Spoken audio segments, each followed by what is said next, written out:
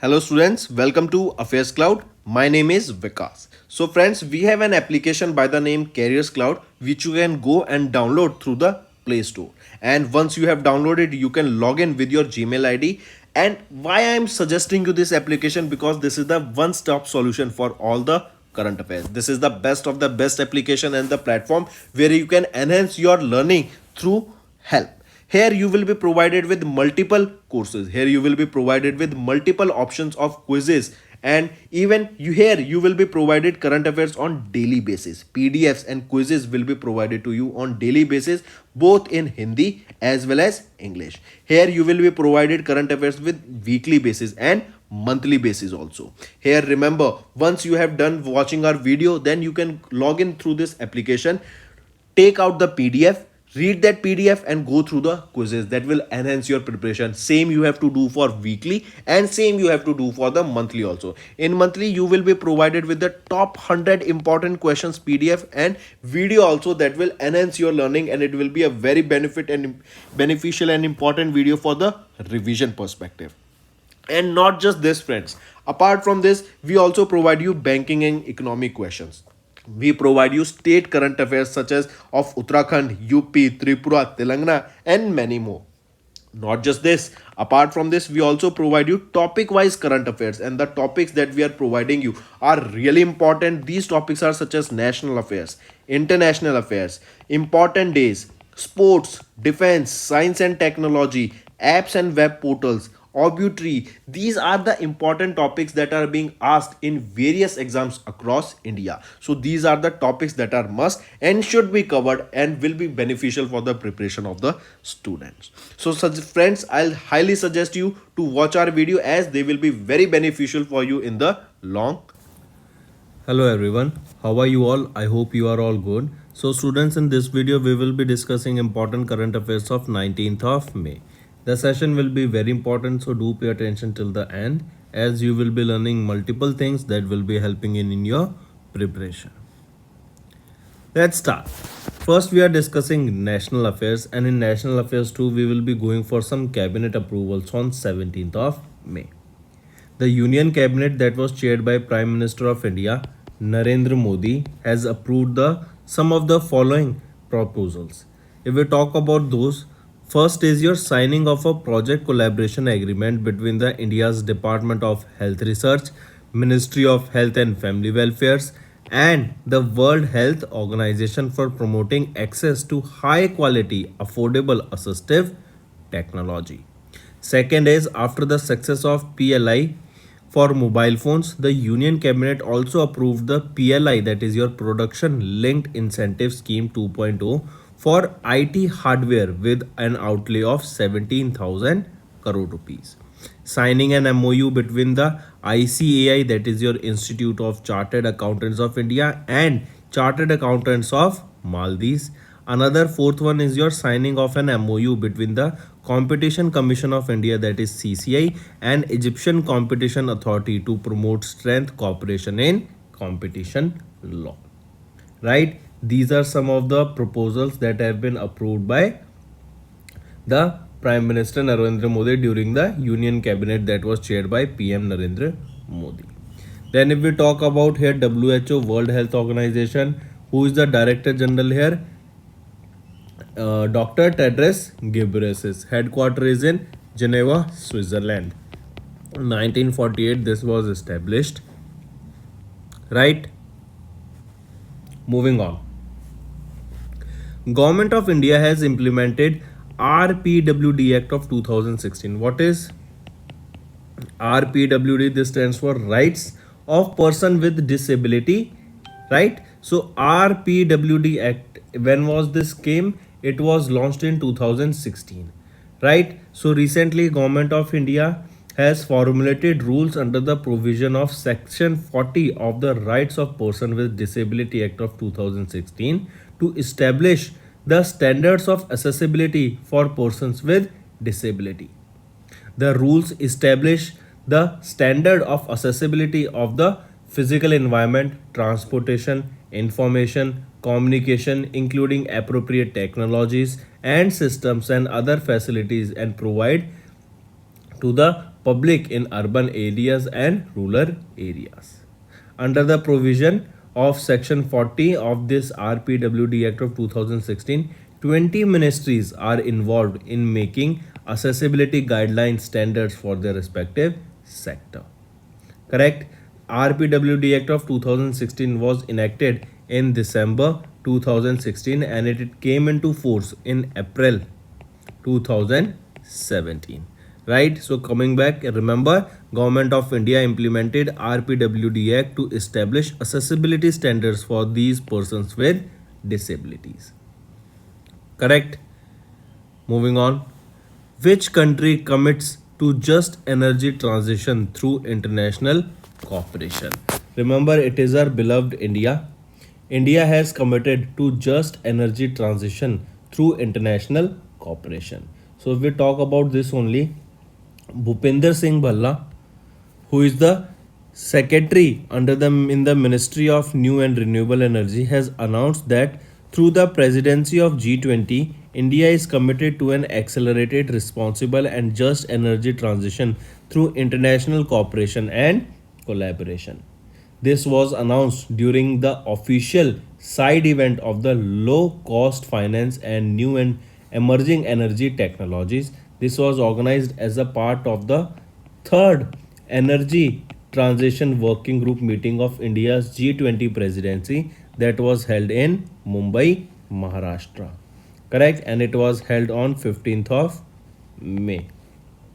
The side event was organized by Ministry of New and Renewable Energy along with IREDA, that is your Indian Renewable Energy Development Agency, and along with IRENA, that is your International Renewable Energy Agency.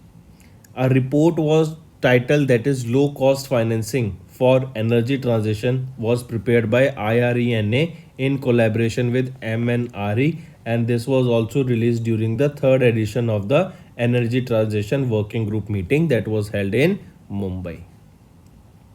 Correct? Moving on. Next. Next is Department of Defense Production under the Ministry of Defense.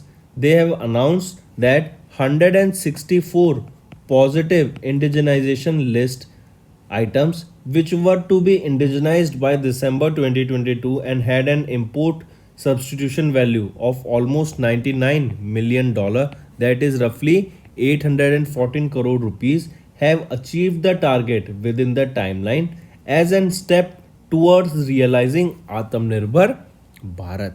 I repeat, according to the Department of Defense Production, 164 positive indigenization list items that were to be indigenized, that means the production of those products have to be started in India only under Atmanirbhar Bharat in the defense sector, and the value of those products or those products that we used to import from different parts of the world was around $99 million, and now India have achieved the target within the timeline as a step towards realizing the Atmanirbhar Bharat. With this notification of these 164 additional items, the total number of indigenized items from the PIL of DDP, that is your Department of Defense Production, is now 2,736 with an import substitution value of almost 2,570 crore rupees. Correct? Important. Next, also remember the DPSU's wise list of these indigenized items is available on the Srijan portal. Correct? Moving on. Next is first minister meeting of the Trade and Technological Council was held where? Tell me. So remember, the first ministerial meeting of the Trade and Technological Council was held, first of all remember, TTC, that is Trade and Technology Council meeting. This was the first ministerial meeting. It was held where? It was held in Brussels, Belgium. Right? India and European Union, they both agreed to coordinate their policies in the strategic semiconductor sector with an aim to have a MOU by September 2023 in the first ministerial meeting of Trade and Technology Council that will be held where? In Brussels, Belgium. This EU India Trade and Technology Council is the second bilateral forum for the European Union and the first one established with any partner for India. The EU and USA launched this TTC in 2021, and that is the reason we are saying that this is the second time that EU is having such a TTC with other country, and it is for the first time with India. Correct? The formation of this TTC was announced by Prime Minister Narendra Modi and Ursula von der Leyen, the President of European Commission, in April 2022 only. If we talk about this, the EU and India, they will work towards bridging the digital skill gap. They will explore more mutual recognition of certification and further promote the skills of professionals that are required for the industry. This will also enhance the cooperation on IT and telecom standardization with a particular focus on promoting interoperable standards. Right? So coming back, remember the first ministerial meet of the Trade and Technological Council between India and EU will be held in Brussels, Belgium. It will be second for EU as they have also done this for TTC with USA earlier in 2021, but for India this will be first time. And TTC is your Trade and Technological Council. Basically, this will help to enhance the trade between these two countries. More skilled workers will be able to travel from India to European Union to earn a living, and better opportunities will be provided and better research and development will be done in both the sectors. Next, here you can see first ministerial meeting of TTC between India and EU agrees to coordinate policies in strategic semiconductor sector, and this will be held in Brussels, Belgium. If we are talking about semiconductor, it was your Foxconn and Vedanta from India. They are setting up a manufacturing hub for semiconductors in Gujarat, and in Gujarat too, it is at Gandhinagar. And if the question is asked that where was the first Semicon India was held, it was held in Bangalore, Karnataka. It was inaugurated by the Prime Minister of India, Narendra Modi. Next, which of the following organization constituted a task force to facilitate ease of doing KYC? What is your KYC stands for? KYC is your know your customer, right? Now, before getting any Aadhaar card or before getting any PAN card, before getting any account in any specified bank, you need to get your KYC done, right? KYC is know your customer. What are your details? Name, address, PAN card, Aadhaar card, everything will be provided to give you a check regarding that you are a genuine person. You are not a fake person, or right, you are just a right person, right? You are not a fake person who is getting this particularly done, or you are not making a fraud by getting a account. For example, if you want to make a bank account, right, KYC need to be done because they need to know that you are a real person and that's your real name, and you are not taking identity of any other individual or not making any account in the name of any other individual, right? So that is why KYC is important. Question asked here is which of the following organization constituted a task force to facilitate the ease of doing KYC? It is your IRDAI, that is your Insurance Regulatory and Development Authority of India. This is a statutory body that comes under the jurisdiction of Ministry of Finance, and it has constituted a task force basically to facilitate ease of doing KYC by insurers using Aadhaar card, that is a 12-digit individual identification number. IRDI stated that UIDI framework allows the insurance companies to identify the customers by using Aadhaar card with consent management. The 12-member task force. Now the question can also be asked that IRDI constituted how many member task force? It was a 12-member task force. that was is headed or that is headed by the member of IRDI. The panel has been asked to suggest measures to ease on onboarding of customers using Aadhaar and step up for fraud management at underwriting and claim stages. Correct. So coming back, it is IRDI that set up a 12-member committee or 12-member task force to facilitate the ease of doing KYC. Moving on, awards and recognitions. N. Chandrasekharan, Tata Sons chairman, conferred with the highest French civilian honor, that is your Knight of the Legion of Honor. So, Natarajan Chandrasekhar or N. Chandrasekhar, the chairman of the Tata Sons, was honored with the Knight of the Legion of Honor. This is the highest French civilian award for his substantial role in developing and fostering commercial links between India and France. Correct. If we talk about N. Chandrasekharan, he started his journey with TCS as a graduate trainee. He served the CEO and managing director of TCS from 2009 to 2017, and he became the first non-Parsi and professional executive to head the Tata Group.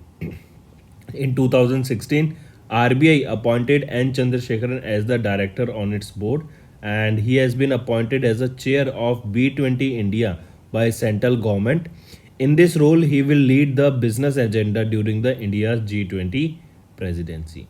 He was also honored with Padma Bhushan in 2022 by the government of India for his excellence in trade and industry. Next, next is who has been appointed as the new UPSC chairman. What is UPSC? Union Public Service Commission. So remember Manoj Soni. Manoj Soni, a former vice chancellor of the two universities in Gujarat, has been appointed as the new UPSC chairman. The oath was administered by the Smita Nagaraj, who is the senior most member of the UPSC. So as you can see him in the picture, he has been appointed as the chairman of UPSC. Manoj Soni was already serving as the chairman in charge since April 2022 and has previously served as the member of UPSC since 2017. Also remember Manoj Soni, he has the record of becoming youngest ever vice chancellor in India during his tenure at MSU Baroda, Gujarat. Correct. Then apart from this, remember in 2013 he was honored with honorary mayor president of the city of Baton Rouge title by the mayor president of Baton Rouge of Louisiana, United States of America. Then in 2015 he received the World Education Congress Global Award for Distance Learning Leadership from the Chartered Institute of Management Accounts of London, United Kingdom. Correct? So coming back, remember if we talk about UPSC, who has been appointed as the chairman, Manoj Soni. When was UPSC founded? 1926, 1st of October 1926, and the headquarters is in New Delhi. Next, Air Marshal Ashutosh Dikshit takes over as the Deputy Chief of the Air Staff. I repeat, Air Marshal Ashutosh Dikshit, who was commissioned in the fighter stream in the Indian Air Force on 6th of December 1986, took over as the Deputy Chief of the Air Staff. Prior to taking over as the Deputy Chief of the Air Staff, he served as the Senior Air Staff Officer at the Southwestern Air Command and the Air Defense Commander of the Southern Air Command. Correct? So coming back, remember who has taken over as the Deputy Chief of the Air Staff? Air Marshal Ashutosh Dikshit. Correct? Next is acquisition and mergers. RBI has gave approval to SBI FML to acquire 9.99% stake in HDFC Bank. I repeat, RBI has approved SBI Funds Management Limited application for acquiring up to 9.99% of the paid up share capital or voting rights of the HDFC Bank Limited. SBI FML has to acquire the major shareholding in the bank within a period of 6 months, right? That is by November 2023. The investment will be made as a part of mutual fund scheme managed by SBI Funds Management. Correct? Then if we talk about SBI Funds Management Limited, that is your SBI Funds Management Limited. It is a joint venture between State Bank of India and Amundi of France. Then who is the managing director and chief executive officer here? He will be Samsher Singh and the headquarter for the same is in Mumbai, Maharashtra. Next is science and technology. UGC, that is your University Grants Commission, have launched a new portal, that is Utash portal, right? What is this Utash portal and who launched it? It was launched by UGC. It is basically short for undertaking transformative strategies and actions in higher education, right? This is basically to monitor the implementation of National Education Policy 2020 in higher education institutes. Correct? What is the full form of UTASH? Undertaking transformative strategies and action in higher education. This portal is basically launched to monitor the NEP in higher education institute. It was launched by whom? It was launched by UGC. Correct? And if the name of the person is that who launched it, it was launched by the Professor Mamidala Jagadesh Kumar, right? And he is the chairman of UGC, that is your University Grant Commission. If we talk about the Sutash portal, this will effectively track the qualitative reforms and initiatives that are taken by various educational institutes across India in line with NEP. The higher education institutes can register on this Utash portal also, and this has developed the UGC has developed this portal basically to motivate, implement and monitor the progress of these initiatives that are taken under by various institutions under NEP for higher education. Correct? Then if we talk about UGC, where is the headquarter? New Delhi. When was this established? 1956. Correct? So this is your Utash portal. Full form is important. Who launched it and the name of the person also it was launched by. If we talk about NEP, National Education Policy, the first was launched in 1968. Second came in 1986. Then the second one was edited in 1992. Then the third National Education Policy came in 2020. Next is obituary. SP Hinduja, UK based billionaire businessman and chairman of Hinduja Group, has recently passed away. I repeat, Indian born British industrialist and chairman of the Hinduja Group, SP Hinduja, has passed away at the age of 87 in London, UK. He was born in 1935 in 28th of November in Karachi, Sindh province of British India. Now that is British India, then now in Pakistan. Next is Ratan Lal Kataria, BJP MP from Ambala, has passed away. I repeat, Ratan Lal Kataria, a member of Parliament of Lok Sabha from Ambala, Haryana, a BJP leader, passed away in Chandigarh at the age of 72. He was born on 19th of December 1951 in Yamunanagar, Haryana. Correct? Ratan Lal Kataria became MP from Ambala for first time in 1999. He was also associated with RSS for over 5 decades. Next, when do we observe International Museum Day? International Museum Day, that is your IMD, don't confuse it with International Meteorological Department. It is your International Museum Day. This International Museum Day is annually observed across the globe on 18th of May to promote the importance of museum as a cultural institutions and to create awareness about the role of museums in society and their contribution towards education, cultural exchange, and heritage prevention or preservation. Then the theme that you need to remember for the same is museums, sustainability, and well-being. This is the theme for International Museums Day observed on 18th of May. Correct? And this day is being organized since 1977 by ICOMS. What is ICOM? This stands for International Council of Museum, and the headquarter of this is in Paris, France, and it was established in 1946. Next is, when do we observe World AIDS Vaccine Day?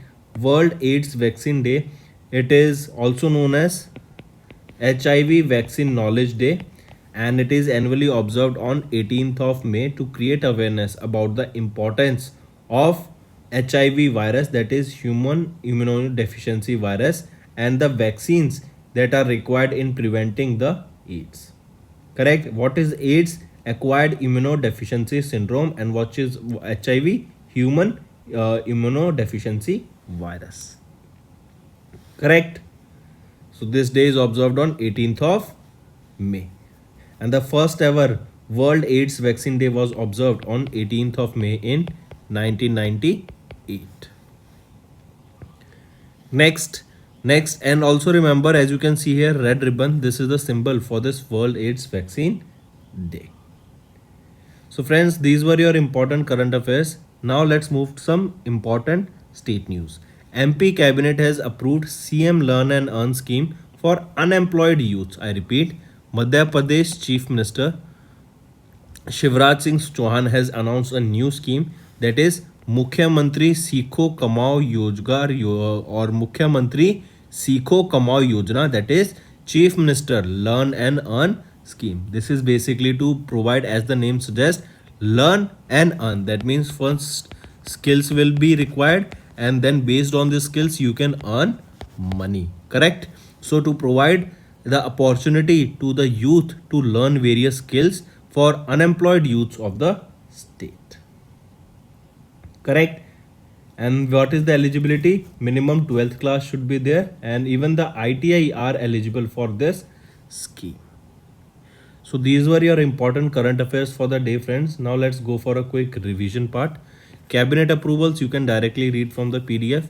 Government of India implemented the RPWD Act of 2016 and established the accessibility standards for various Divyanjan. India commits to just energy transition through international cooperation. DDP of Defense Ministry announced 164 PIL terms and import value of around 814 crore rupees. First ministerial meeting of TTC EU India agrees to coordinate policies in strategic semiconductor sector.